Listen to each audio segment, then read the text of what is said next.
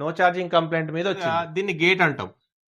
ఈ gate open అయితే ఈ డ్రైన్ లో ఉన్న వోల్టేజ్ సోర్స్ తోని కనెక్ట్ అవ్వాలి.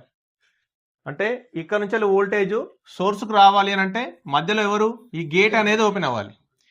యాక్చువల్ గా 2 టైప్స్ ఆఫ్ మాస్ఫెట్స్ ఉంటాయి. ఒకటి పీ ఛానల్, ఒకటి ఎన్ ఛానల్. ఒకటి మొబైల్లో వాడేది P channel. P channel rule ఏంటి అని అంటే డ్రైన్ వోల్టేజ్ గేట్ వోల్టేజ్ కంటే ఎక్కువగా ఉన్నప్పుడు గేట్ ఓపెన్ అయ్యి డ్రైన్ అండ్ సోర్స్ కనెక్ట్ అవుతాయి. ఈ గేట్ డ్రైన్ పైన వోల్టేజ్ వచ్చింది కదా, ఎంత వోల్టేజ్ వచ్చింది? 5 వోల్టేజ్ వచ్చింది. గేట్ అనేది గ్రౌండ్ కాబట్టి ఇక్కడ వోల్టేజ్ ఉంటుందా? ఉండదు. ఎంత వోల్టేజ్ ఉంటుంది? 0 వోల్టేజ్ ఉంటుంది. సో ఇక్కడ వోల్టేజ్ వచ్చింది దేనిపైనకి? డ్రైన్ పైనకి. ఎంత? 5 వోల్టేజ్. అంటే గేట్ కన్నా ఎక్కువనే ఉంది కదా.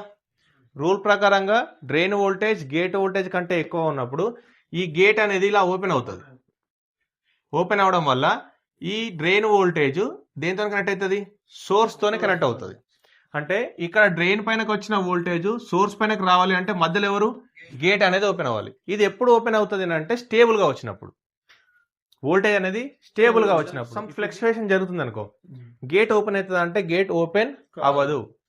ఇప్పుడు అట్లా ఓపెన్ అయింది అనుకో, ఈ ఫ్లక్చుయేషన్ వచ్చే వోల్టేజ్ సోర్స్ తోని దీని నుంచి మళ్ళీ దేనికి వెళ్తుంది అంటే ఛార్జింగ్ ఐసీకి వెళ్తుంది. అప్పుడు దాని ఎఫెక్ట్ దేనిపైన పడుతుంది?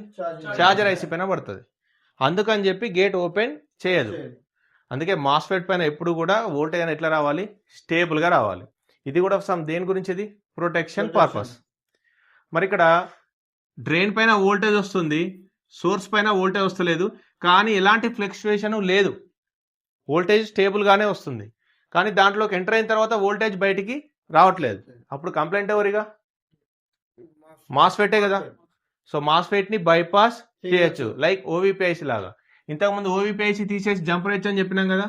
అదే విధంగా ఈ మాస్ఫెట్ ని కూడా తీసేసి డ్రైన్ నుంచి సోర్స్ కి జంపర్ వేయచ్చు. అప్పుడు గేట్ అనేది ఆప్షన్ ఉండదు. మాస్ఫెట్ అనేది మెయిన్ బోర్డ్ లో వాడచ్చు, సబ్ బోర్డ్ లో వాడచ్చు, ఎక్కడైనా వాడని.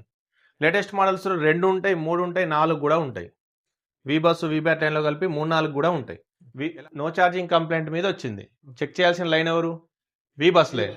సో ఛార్జింగ్ పిన్ పైన 5 వోల్టేజ్ వస్తుంది. నెక్స్ట్ మీరు చూసి ఎక్కడికి వచ్చింది? ఒక కాంపోనెంట్ పైన టచ్ అవుతూ, ఇది మాస్ఫెట్, ఇది వచ్చేసి డ్రైన్, ఇది సోర్స్, ఇది గేట్, రైట్. సో ఇక్కడ వోల్టేజ్ వస్తుంది, కానీ దీని తర్వాత వోల్టేజ్ ఇక్కడ రావట్లేదు అనుకుందాం.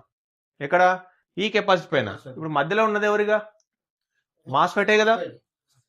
ఈ మాస్ఫెట్ పోయింది అనుకో, వోల్టేజ్ వస్తా మనకు రాదు. అప్పుడు దీన్ని తీసేయండి. తీసేసి రెండిట్లైనా కలపొచ్చు. లేదు అని అంటే ఈ జంపర్ వైర్ ఇక్కడ నుంచి డైరెక్ట్ దీన్ని తీసేసినాం కదా, ఇది కట్ అయిపోతుంది. ఇక్కడ నుంచి డైరెక్ట్ జంపర్ వైర్ ఇక నెక్స్ట్ కాంపోనెంట్ ఎక్కడ ఉందో అక్కడికి ఇచ్చేయచ్చు.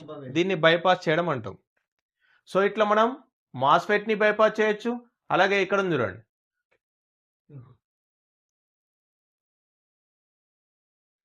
సో మెయిన్ బోర్డ్ లో మళ్ళీ చూడండి,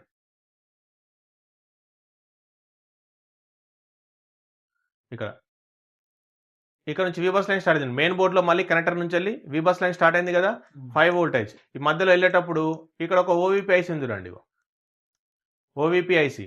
దీనికి ఎన్ని బాల్స్ ఉంటాయి? 9 లేదా 12 బాల్స్ ఉంటాయి. ఇక్కడ వోల్టేజ్ వచ్చింది అంటే ఐసీ లోపలికి ఎంటర్ అవ్వక ముందు వోల్టేజ్ వచ్చింది, దాని తర్వాత వోల్టేజ్ రావట్లేదు అంటే ఇది పోయినట్టే కదా. సో మనం ఈ ఓవిపిఐసిని కూడా బైపాస్ చేయొచ్చు.